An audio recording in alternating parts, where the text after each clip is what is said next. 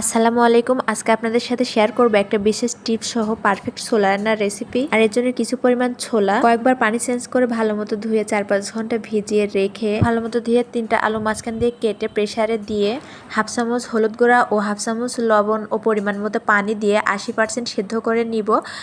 ওইদিকে চুলায় আরেকটা কড়াই বসিয়ে তার মধ্যে কিছুটা পরিমাণ তেল দিয়ে দিলাম সামান্য পরিমাণ জিরা ও 2টা তেজপাতা মাঝখান দিয়ে চিড়ে, হাফ কাপ পেঁয়াজ ও 4-5টা কাঁচামরিচ ফালি করে কেটে 3টা দারচিনি ও 4-5টা এলাচ দিয়ে পেঁয়াজ অল্প কিছু ভেজে নেব, বেশি ভাজা যাবে না। কিছুটা নেড়েচেড়ে সেদ্ধ মতো হয়ে আসলে দিয়ে দেবো 1 চামচ আদা বাটা, 1 চামচ রসুন বাটা, 1 চামচ হলুদের গুঁড়া, 1 চামচ মরিচের গুঁড়া। ঝালটা অবশ্যই আপনাদের পছন্দ মতো দিবেন। আর এর মধ্যে দিয়ে দিলাম কিছুটা পরিমাণ পানি মশলা কষানোর জন্য। তারপর দিয়ে দিলাম স্বাদ মতো লবণ, 1 চামচ জিরা গুঁড়া, 1 চামচ ধনে গুঁড়া। আর বিশেষ সেই টিপসটা হলো মাংসের মশলা দিয়ে দিলাম 1 চামচ। আর ছোলাতে মাংসের মশলা দিলে কিন্তু বেশ ভালো লাগে। মাংসের মশলা এই বাসায় বানিয়ে নিতে পারেন কিংবা বাজার থেকেও কিনে নিয়ে এসে দিতে পারেন। আর সিদ্ধ করে রাখা সেই ছোলাকে আবার কয়েকবার পানি চেঞ্জ করে ধুয়ে নিয়েছি, কারণ সিদ্ধ করার পরে ছোলার মধ্যে একটা কালচে ভাব চলে আসে। এই জন্য কয়েকবার ধুয়ে নিলে সেই ছোলাটা সুন্দর কালার চলে আসে আর রান্নার পরও কালার সুন্দর লাগে। আর ওই মশলা কষানোর মধ্যে দিয়ে দিলাম সেই ছোলা আর ম্যাশ করে রাখা সেই সিদ্ধ আলু, টমেটো ভালো করে কেটে কিছুক্ষণ কষিয়ে নিয়ে তারপরে আবার ঝোল দিয়ে দিলাম। ছোলা যেহেতু 80% সিদ্ধ, তাই আমি বেশি ঝোল দেবো না। আর এরপরে